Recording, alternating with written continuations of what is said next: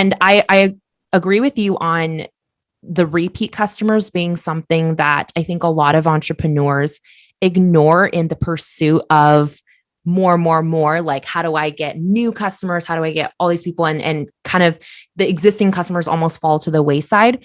What are some of the ways that ThirdLove has either, I guess, re-engaged their existing customers in creative ways, or really just expanded the retention and lifetime value of your customers?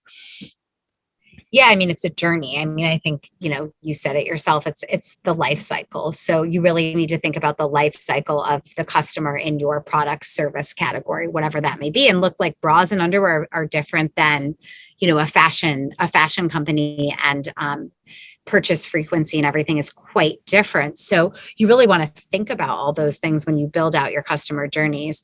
And I think it's really, as much as you can, just being thoughtful about how you're talking to somebody. Like we do like a check-in at 6 months or 9 months to say, like, if you bought the t-shirt bra and you've been wearing it every day or every other day, which most women do, like it may be stretched out and getting to the point it's getting worn, and like checking in with somebody to just remind them of where they are in their own journey, because you know that about them. And so I think it's really about just being cognizant of that, and building relationships with your customers, and trying to do that too in ways that help them be more educated. I think to me, that's the most important thing. Like bras are scary things to try to buy because so confusing. It's size, right? It's confusing. And there's all these words and you're like, demi and plunge. And what is this? And I don't know what I need. And like, I don't know what my size is. And all these things. And so a lot of what we do is try to build that relationship where like, where you're here is your like best bra friend who you can come to,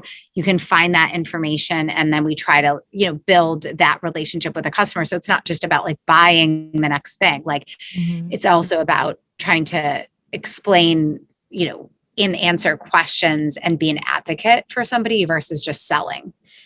That's such a brilliant takeaway that I don't know if any of our guests have actually really talked about that in 100+ episodes on this show.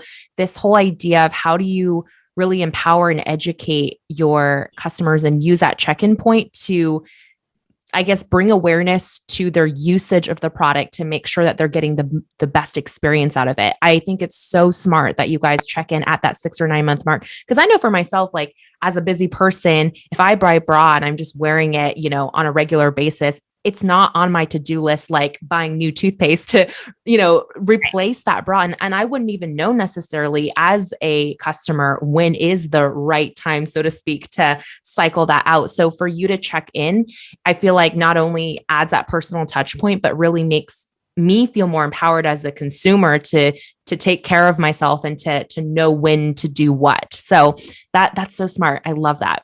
Yeah. So I love hearing all these great ways that ThirdLove has innovated and that you guys have grown your customers. But I think it's also important to show the other side of the journey of entrepreneurship, right? Which is full of perceived failures, of things that didn't quite work out the way you thought. Was there ever a growth strategy that you guys tried that just did not pan out the way you had planned? Yeah, I mean, I think there's been, oh my God, so many. I mean, I think an interesting example of that of late is just sleepwear and loungewear. So I wouldn't say it's a failed growth strategy, but it hasn't been as big, I think, as we would have thought it would be. So, we launched sleep earlier this year. And expected it to just be like a huge % of our business quickly. And this kind of goes back to your hero products and what you're known for. And so it's been good, but it definitely hasn't exceeded expectations of maybe where we thought we would be with revenue at this point from a new category.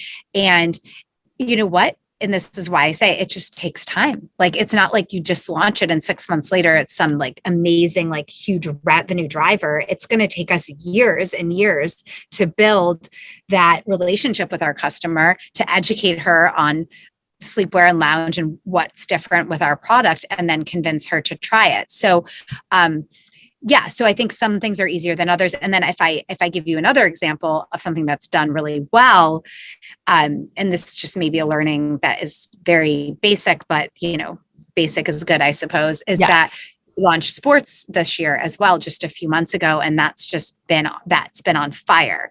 So if you think about us being known for bras, launching a sports bra, it's just been like, okay, she was very much responding to that, telling us she loves that product. There's a very much a need. And I think on sleep, it's just a little bit harder because that's a little outside of our core competency of what we're known for. So it's kind of interesting as you think about product expansion, the easier you can make it for your customer to jump from one thing to another, probably, the faster it'll take off. That makes a lot of sense, the way that you broke it down. It reminds me of this conversation that I had with one of my friends, and she was talking about how when you're building out for us, we're in the digital product space. So if you're building out an offer suite, how each product, it's like when you solve a problem for your customer, that solution almost like agitates a new problem. And then how do you solve the next problem for them in that logical leap, like you're saying? So that ascension ladder, so to speak, of your products, it does make sense that someone who already loves and wears your bras for everyday clothing wants that sports bra. And I'm very excited to watch, your journey in the activewear space, because I think there's so much innovation and so many missed opportunities too in that industry. And so that makes a lot of sense.